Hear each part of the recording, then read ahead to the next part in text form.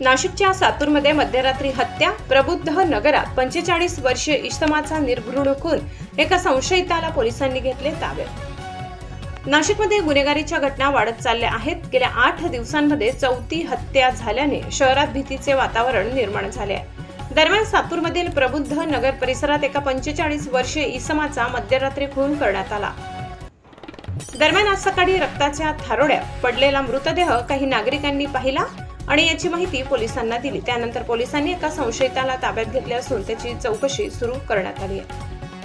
घटनेची माहिती मिळताच सातपूर पोलीस तात्काळ घटनास्थळी पोहोचले। पोलीस उपायुक्त मोनिका राऊत आणि सहाय्यक पोलीस आयुक्त शेखर देशमुख यांनी घटनास्थळी भेट देऊन तपासाची माहिती घेतली। पोलिसांनी पंचनामा करून मृतदेह शवविच्छेदनासाठी पाठवला।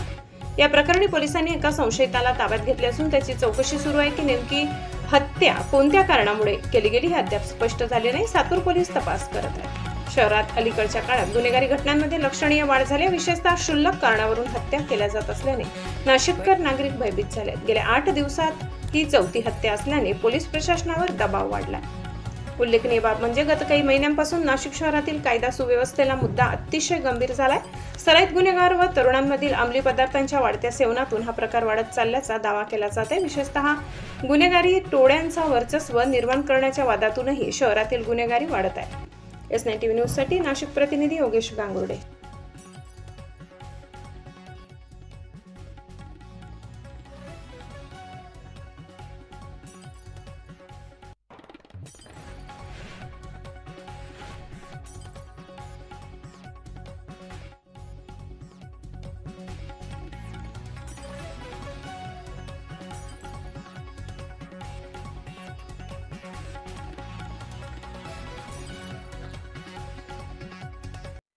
सातपूर पोलीस स्टेशन हद्दीमध्ये प्रबुद्ध नगर या ठिकाणी दिनांक 5 मे रोजी पहाटे एक अनोळखी इसमाचा बॉडी मिळाली अशी माहिती मिळाली। सदर ठिकाणी जाऊन घटनास्थळात असणारे CCTV त्याचबरोबर गुप्त बातमीदार यांच्यातर्फे आमच्या DB पथकाचे अधिकारी अंमलदार यांनी माहिती घेतली।